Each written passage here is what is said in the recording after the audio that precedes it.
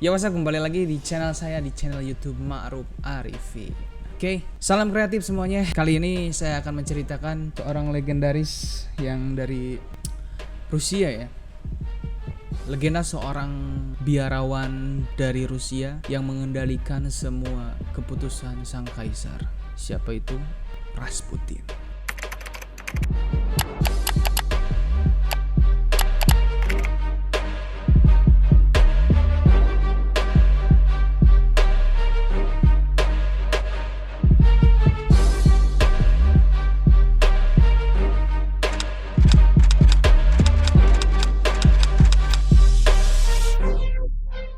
Mempunyai nama lengkap Grigori Yefimovich Rasputin.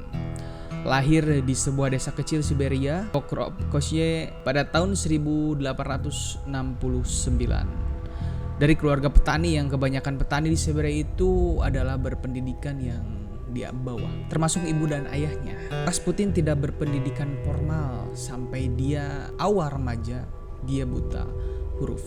Beredar bahwa di masyarakat Rasputin terlahir sebagai bayi yang dikaruniai hal-hal mistik ya. Entah itu apa hal-hal mistiknya, nanti kita bahas di chapter selanjutnya ketika Rasputin menginjak dewasa. Dan ketika umur 18 tahun, Rasputin menikahi seorang wanita anak petani juga yang bernama Praskovia Uvrovina, dan ia dikaruniai 7 anak. Singkat cerita, dengan beberapa alasan Rasputin meninggalkan keluarganya. Ada beberapa alasan, diantaranya dia ingin memperdalam ilmunya, ingin memperdalam ilmu agama dan ilmu spiritualnya. Ia berjalan mengelilingi gunung-gunung Tibet, bertemu dengan pastur-pastur atau kalau di agama kami mungkin kiai-kiai.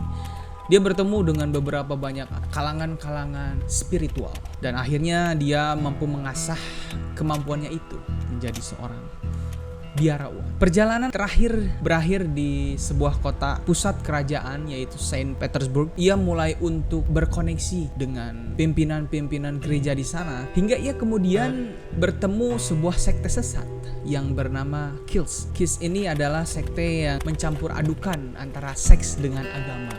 Wow. Yang parahnya lagi, di sekte ini ketika kita melakukan dosa, penebusannya dengan berbuat hubungan seks. Wow, parah itu ya. Konon katanya di sekte ini orang itu akan larut ke dalam keilahiannya ketika ia berhubungan dengan seseorang sembarangan. Nah, ini makanya sekte ini sesat, bro.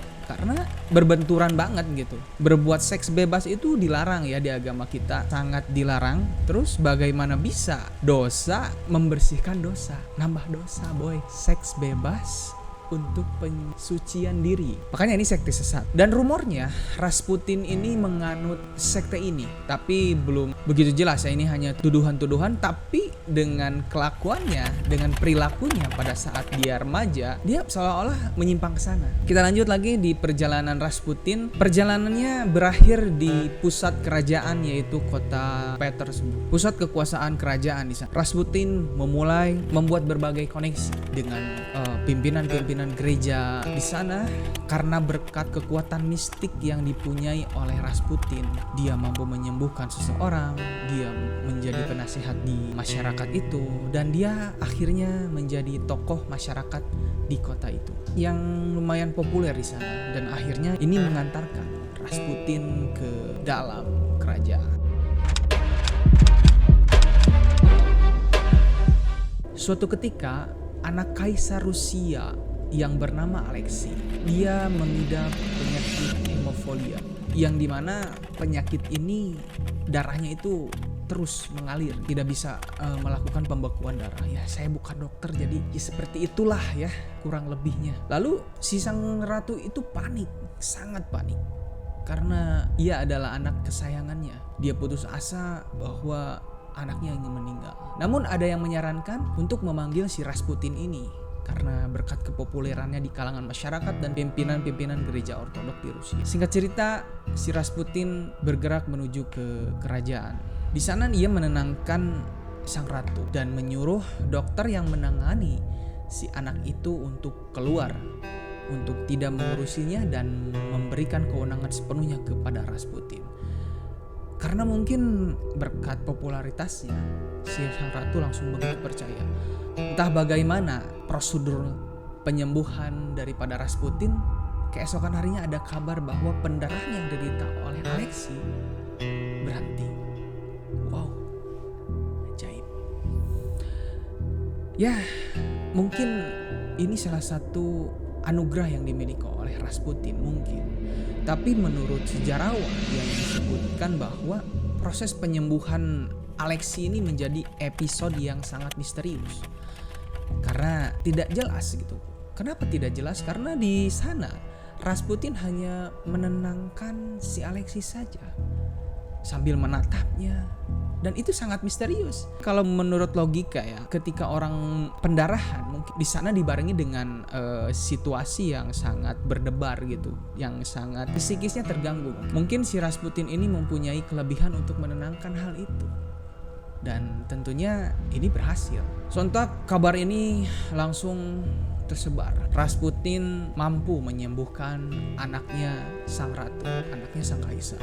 Ini menjadi popularitas Rasputin naik begitu cepat. Lalu atas kepercayaan sang ratu kepada Rasputin, si Rasputin ini langsung diminta untuk menjadi anggota kerajaan Rusia. Inilah menjadi cikal bakal Rasputin menjadi sosok yang sangat berpengaruh ya di kekaisaran Rusia ini. Karena dia banyak berperan. Di samping itu dia juga mampu mengendalikan sang kaisar. Singkat cerita, dia mulai bekerja di kerajaan, mulai sebagai seorang spiritual kerajaan. Dia beberapa kali menyembuhkan Alexei ketika penyakit Alexei itu kambuh ya.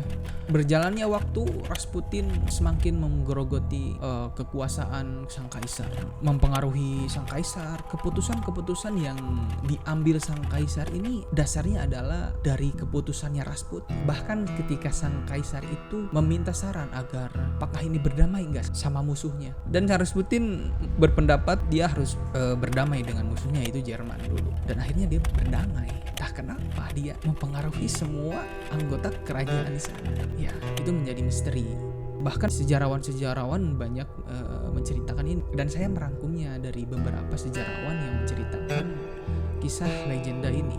Dan kaisar pun menjadi bonekanya si Rasputin. Begitu pula dengan sang ratu. Sekian lama dia menjadi sosok yang sangat berpengaruh di dalamnya. Perilaku-perilaku penyimpangan dia dilakukan di istana, suap menyuap, mempengaruhi politik, dan lain-lain banyak. Kita selanjutnya beralih ke chapter selanjutnya. Nah, ini adalah bagian dari tadi awal ya, yang menceritakan sekte sesat. Pada tahun 1907, seorang pendeta yang berasal dari desa kelahiran Rasputin menuduh bahwa Rasputin itu mempunyai aliran sesat, yaitu Klis. Dan dia bersaksi bahwa dia melakukan suap menyuap dan melakukan seks bebas dengan penggemar-penggemarnya. Wow, makanya dari itu sejarah mencatatkan bahwa dia adalah penganut sekte sesat Klis. Jadi si Rasputin ini merasa asa aing ya, muncek Sunda bahasa aing, dia tuh udah berpengaruh di dalam suatu kekaisaran, dia menjadi asa. 2 tahun kemudian, setelah semuanya bergejolak, ada desas-desus yang menonjol juga. Pada tahun 1909, Kihionia Barletskia adalah yang awalnya dia penggemar atau pendukung Rasputin di Saint Petersburg. Justru ia malah menuduh melakukan pemerkosaan kepada Rasputin. Dia lalu melaporkan ke Teofan. Teofan itu seperti uskup ya, pendeta mungkin ya, untuk meminta bantuannya. Dan Teofan juga menyadari dari awal gitu bahwa dia tuh banyak kontroversi. Dan Teofan ini menyatakan bahwa si Rasputin ini berbahaya bagi monarki karena ini udah keterlaluan, bro. Parah. Dan desas-desus ini berlipat ganda ketika si Rasputin ini semakin kumaha aing gitu, semakin selengean gitu. Dia telah memperkosa pengikutnya. Dan ketika kunjungan para keluarga kerajaan atau keluarga kekaisaran, khususnya kepada putra dan putri sang ratu dan kepada putra-putri sang kaisar, yaitu Olga dan Tatiana, dia melakukannya tapi nggak berhasil. Desas-desus ini dilaporkan secara luas ke media setelah Maret tahun 1911. Dan akhirnya pada kali ini si Rasputin popularitas yang menurun dan kepercayaan di berbagai kalangan keluarga kaisar pun menurun. Rasputin ini lalu menjadi tokoh yang sangat kontroversial. Dia dituduh oleh musuh-musuhnya melakukan bid'ah agama, pemerkosaan, dicuriga menggunakan pengaruh politik yang tidak semestinya kepada sang ratu gitu. Dan bahkan dikabarkan selingkuh dengan sang ratu. Wah, ini gila sih. Memang sih ketika kita berada di atas gitu anginnya makin kencang. Dan ini mungkin dirasakan juga Rasputin, berbagai tuduhan-tuduhan atas dia, terlepas ini benar apa enggak gitu. Tapi kebanyakan benar. Dari kebanyakan kontroversi ini, banyak yang mencoba untuk membunuhnya dengan beberapa alasan, entah itu politik, pribadi, ataupun dari kerajaannya, sekalian dari kekaisarannya, dari keluarga kaisar. Dan ini terjadi percobaan pembunuhan yang dilakukan oleh seorang wanita petani berusia 33 tahun bernama Cionia Guseva, berusaha membunuh Rasputin dengan menikamnya di perut. Ditikam dia ketika berada di luar rumahnya, Pokroskop. Dan Rasputin terluka parah bro. Dia dilarikan ke rumah sakit dan beberapa bulan kemudian dia masih hidup. Dia jaguar ringkas. Mungkin ini adalah suatu hal yang sangat biasa ya, karena belum terlihat jagonya gitu dia, karena dia sempat dilarikan dulu ke rumah sakit. Jadi seperti biasa aja gitu. Tidak ada keajaiban di sana. Namun ketika dia sembuh, banyak percobaan-percobaan yang akhirnya menuntun ajalnya si Rasputin.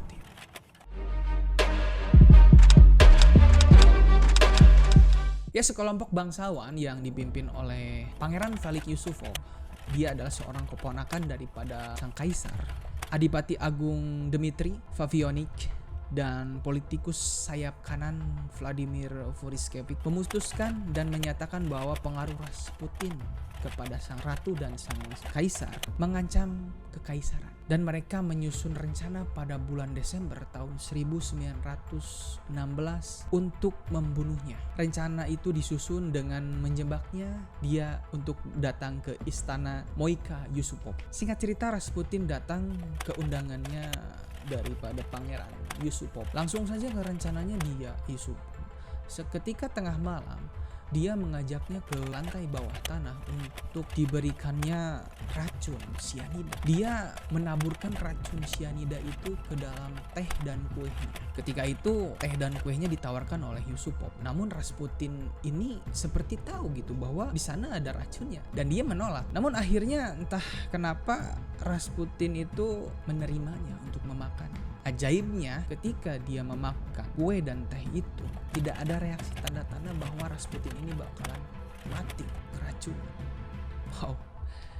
Mungkin ini adalah ajaibnya Rasputin ya. Ini dia melihatkan keajaibannya, melihatkan kesaktian. Tidak berhenti di sana.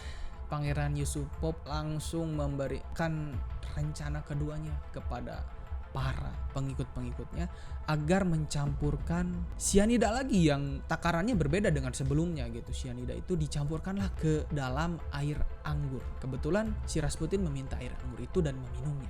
Dan akhirnya ya tentu saja Rasputin tidak meninggal. Entah kenapa, dan ini adalah ajaib. Yusupov dalam hati dia sangat emosi karena ini orang atau apa gitu. Sianida. Udah 2 kali gagal percobaan ini. Entah kenapa ya. Ini adalah bagian daripada kesaktiannya Rasputin mungkin ya. Lalu si Pangeran Yusupov dengan kejengkelan, dengan emosinya, dia naik ke atas untuk mengambilkan pistol. Lalu dia ke bawah lagi dan dia langsung menodongkan pistolnya ke arah Rasputin sambil berkata, lebih baik melihat salib dan berdoa.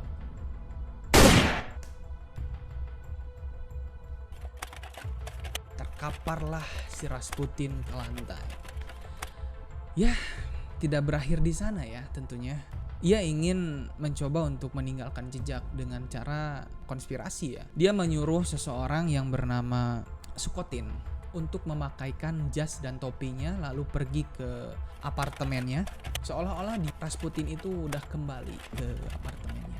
Dia Lalu ketika dia balik lagi ke bawah tanah, Pangeran Yusupov dan Sukhotin itu balik lagi di istana Moika Yusupov itu, ketika ingin membersihkan mayatnya si Rasputin, dengan tidak disangka Rasputin berdiri dan langsung menyerang si pangeran. Perkelahian itu tidak terelakkan, namun si pangeran masih mempunyai senjata dan langsung menembak 3 kali di kepalanya.